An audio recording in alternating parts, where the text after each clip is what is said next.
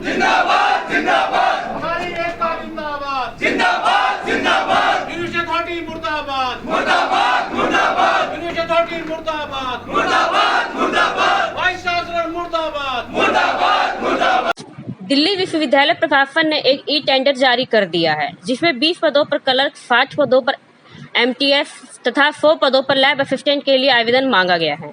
इससे पहले दिल्ली विश्वविद्यालय प्रशासन नेशनल टेस्टिंग एजेंसी के द्वारा इन सभी पदों को लगभग 15 महीने पहले विज्ञापित कर चुका है और आज तक करोड़ों रुपए फीस लेने के बाद भी टेस्ट कंडक्ट नहीं करवाया गया है, जिसमें लगता है कि एनटीए के साथ प्रशासन की जबरदस्त मिली भगत है। विश्वविद्यालय प्रशासन ने हर आवेदक से 1000 रुपए प्रति फॉर्म पोस्ट लिया है। यहाँ तक कि महिला तथा SC/ST के आवेदकों को भी नहीं छोड़ा गया है।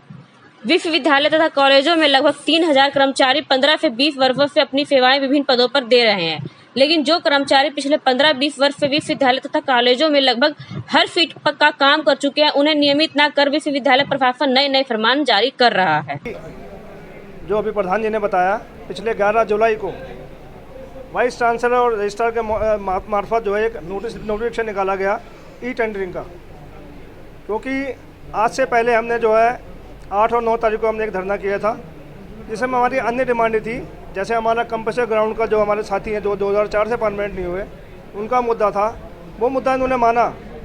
47 लोगों को परमानेंट करने के लिए एक मीटिंग हुई, इसी के अंदर लेके भी गए, लेकिन उसको फुटबॉल की तरह घुमाया गया। आज भी उसकी मीटिंग हुई है। हमारा मत यह है कि 48 लोगों में एक ने कोर्ट में केस कर रखा है, 47 लोग जो हमारे 2004 से कंपल्सरी ग्राउंड के अंदर साथी हैं, उनको कंपल्सरी ग्राउंड का लेटर दिया जाए। तो ये है कि ई टेंडरिंग जो कर्मचारियों के लिए विरोधी नहीं है, ये सबसे बड़ा स्टूडेंट के लिए सबसे बड़ा विरोधी है।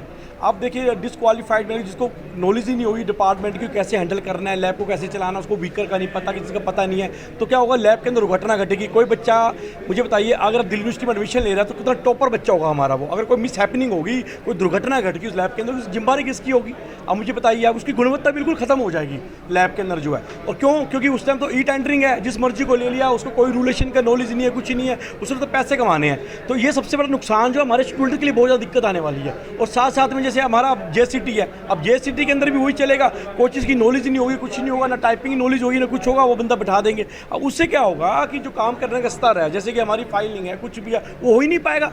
क्यों? क्योंकि उसका जो ई टेंडरिंग का मतलब है कि अपने जान पहचान बंदों को टेंडर देना। अब उसको जो टेंडर दे देंगे तो वो ईमानदारी से उस बंदे को रखे नहीं। अब अगर ये क्वालिफाइड ही रखने हैं तो हमारे पास कितने सारे बच्चे कॉन्ट्रैक्ट बेस में रखे गए, उनको क्यों नहीं मौका दिया जा रहा? इसमें क्वालिफिकेशन की कोई वैल्यू नहीं होगी। हमें कह दी 12वीं पास है, हाँ जी 12वीं पास है, कोई क्वालिफिकेशन उसमें चेक नहीं होगी, कुछ नहीं होगा। तो मेरा तो ये कहना है कि पूरी दिल्ली यूनिवर्सिटी हम जैसे 4 और 5 तारीख को पूरी दिल्ली यूनिवर्सिटी हम बंद कर रहे हैं डुकू के आह्वान पर, हम रविंद्र शर्मा जी, रविंद्र पांडे जी के थ्रू।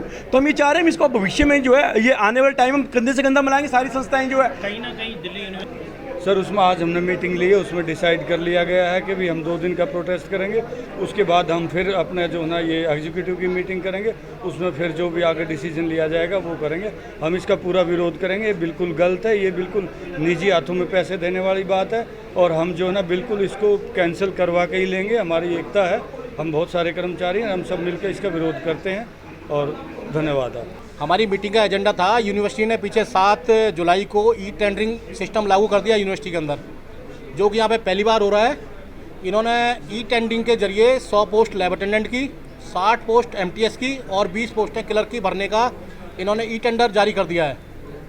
तो उसके विरोध में ये मीटिंग थी आज हमारी वर्किंग कमेटी की, जिसका आप सब ने देखा भी होगा, या कर्मचारियों में बहुत ज़बरदस्त रोष है, उसका हम उस विरोध कर रहे हैं। और आने वाली 4 तारीख से 4 अगस्त से विश्वविद्यालय और कॉलेजों में कार्यरत समस्त कर्मचारी, ये आज की कमेटी का डिसीजन है, वर्किंग कमेटी का, धरने में बैठेंगे गेट नंबर 4 पे। ये कंपनी के थ्रू जो ये काम चल रहा है, इसके 2018 को लेके मैं विस्तार से बताना चाहूँगा, क्योंकि मैं तो लड़ रहा हूँ। 2018 में जब जीत के आए थे तो ये कंपनी आ गई थी, उससे पहले आई हुई थी।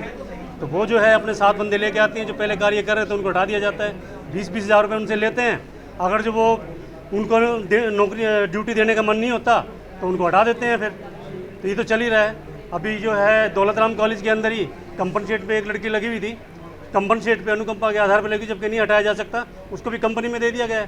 तो ये गलत बात है। तो ये शुरुआत तो 2018 में मैं फेस कर ही रहा था, लेकिन अब ये सब पे गिरने वाली गाज, JCT पे या MTS हो या लाइब्रेरी अटेंडेंट हो, तो ये सब पे गिरेगी धीरे धीरे। तो इसको रोका नहीं गया तो ये बहुत घातक होगा कर्मचारियों के लिए।